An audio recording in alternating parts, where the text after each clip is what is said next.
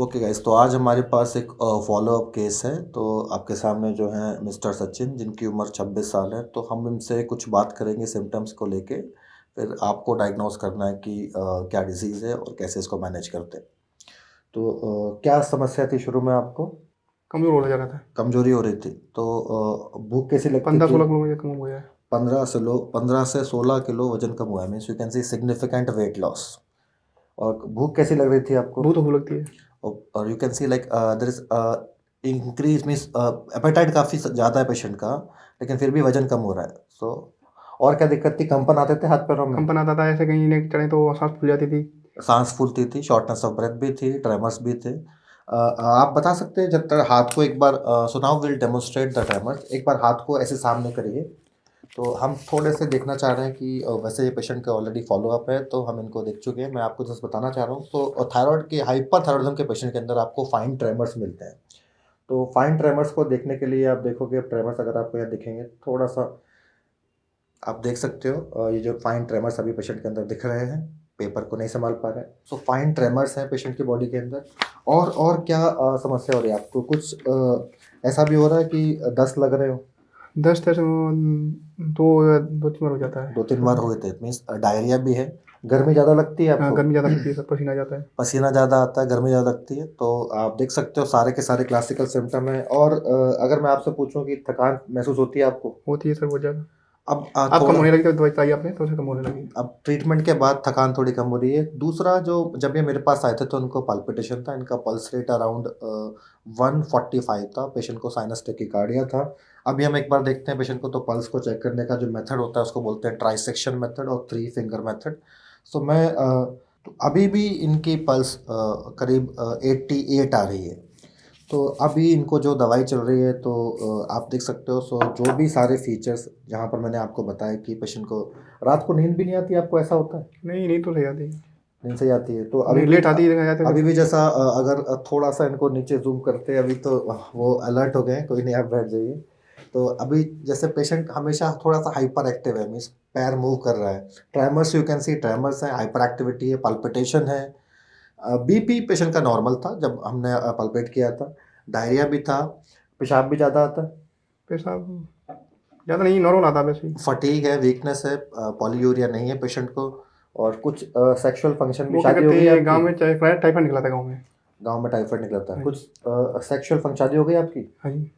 तो सेक्स करने में कोई दिक्कत भी हो रही थी? अभी तो बेबी नहीं है, अभी अकेले रहते हैं। ठीक है। तो और कुछ ऐसा लगता है कि कमी हो रही है, मर्दाना ताकत में कमी आ रही है, ऐसा भी लग रहा है? हाँ, लगता है।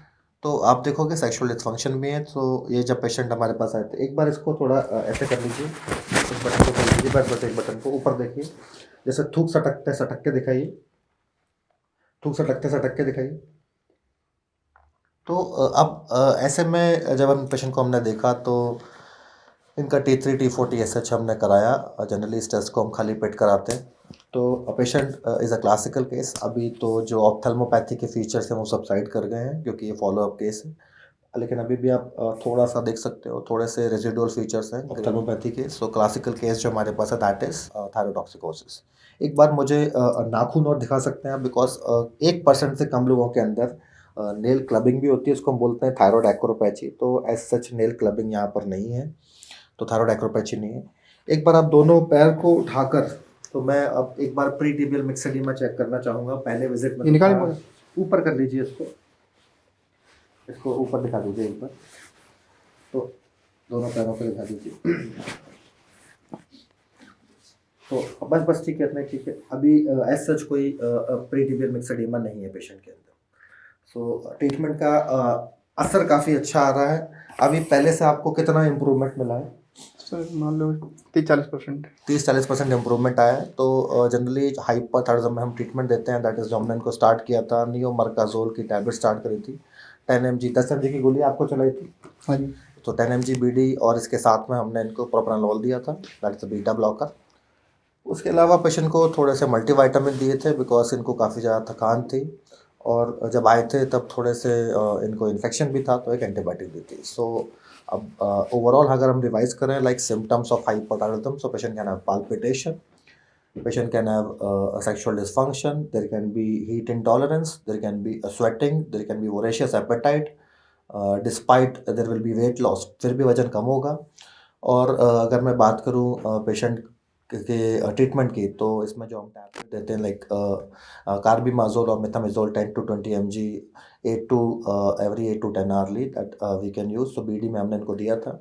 प्रेगनेंसी के केसेस में हम पीटीयू देते हैं। तो जैसे ही अब आप ये दवाई देते हो तो इनको आपको मॉनिटर भी करना होता है। सो जब हम प्रोपाइल थायोउरिसिल देते हैं तो वो लीवर डिस्फंक्शन कराती है, तो उसके लिए आपको पीरियडिकली एलएफटी कराना होता है।